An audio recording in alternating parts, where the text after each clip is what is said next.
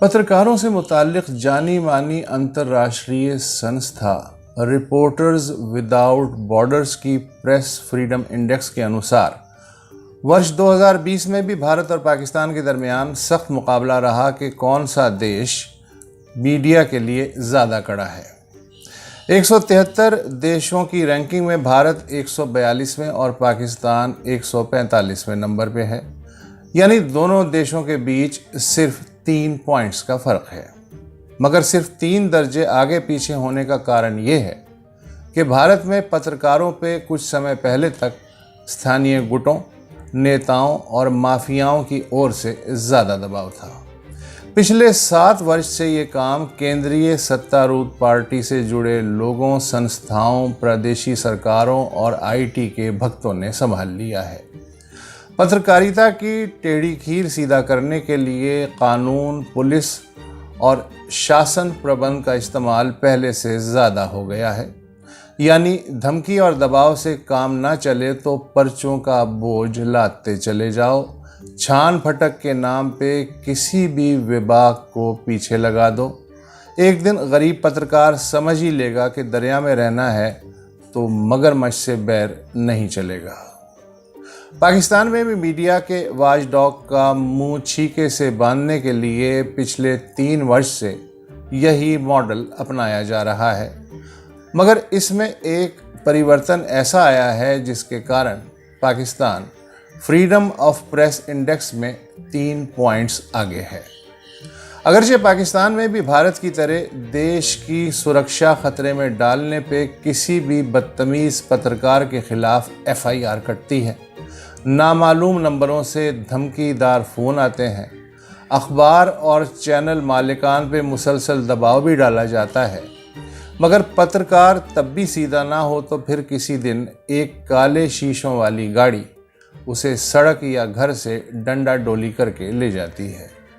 कुछ को कुछ दिन रख के छोड़ दिया जाता है, कुछ को थोड़ा बहुत घुमा फिरा के 2-4 चपेड़े मार के किसी वीराने में उतार दिया जाता है और कुछ को ज़्यादा दिनों तक मेहमान बना के रखा जाता है।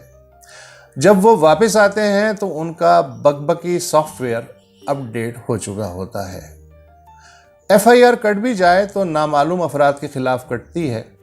जज अगर लत्ते भी लेना चाहे तो ज़्यादा से ज़्यादा पुलिस कर्मचारियों के ही कान खींच सकता है।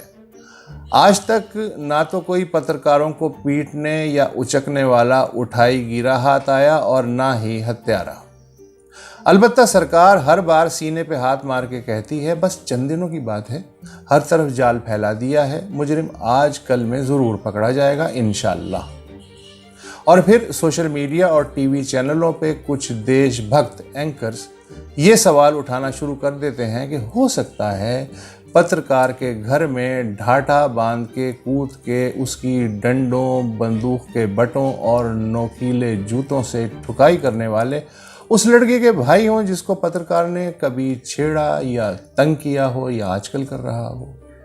मुमकिन है पत्रकार ने किसी बयाज खोर से उधार लिया हो और वापस ना करने के कारण पिट गया हो सकता है दिन दिहाड़े गायब होने वाला पत्रकार अफगानिस्तान की सैर को चला गया हो या रास्ते में डाकुओं के हत्थे चढ़ गया हो, इत्यादि इत्यादि। हालात अब ये हैं कि लोग पुराने वक्त याद करते हैं जब कम से कम ये मालूम होता था कि पत्रकार को पुलिस ने उठाया है या कोई गुप्तचर एजेंसी पूछताछ के लिए ले गई है। घर वालों को ये इत्मीनान होता था कि उनका बच्चा किसी की कैद में भी हो पर उसका पकड़ा जाना सरकारी रिकॉर्ड पे है। अब ऐसा कोई तकल्लुफ़ नहीं, मारा भी जाता है और रोने भी नहीं दिया जाता। जिसकी पिटाई या अपहरण की ज़्यादा विरोधी चर्चा होती है वो वापस आ जाता है, नहीं चर्चा होती वापस नहीं आता। मगर पिछले हफ्ते BBC के प्रोग्राम हार्ड टॉक को इंटरव्यू देते हुए सूचना मंत्री फवाद चौधरी के इस बयान से दिल की ढारस बंदी है कि मीडिया को जितनी आज़ादी इमरान सरकार ने दी है पहले कभी नहीं मिली। कुछ दिल जले फवाद चौधरी के इस दावे पे उन्हें जली कटी सुना रहे हैं, मगर ये नहीं सोचते कि दुनिया का कौन सा ऐसा सूचना मंत्री है जो ये कहे कि उसके देश में मीडिया झगड़ा हुआ है।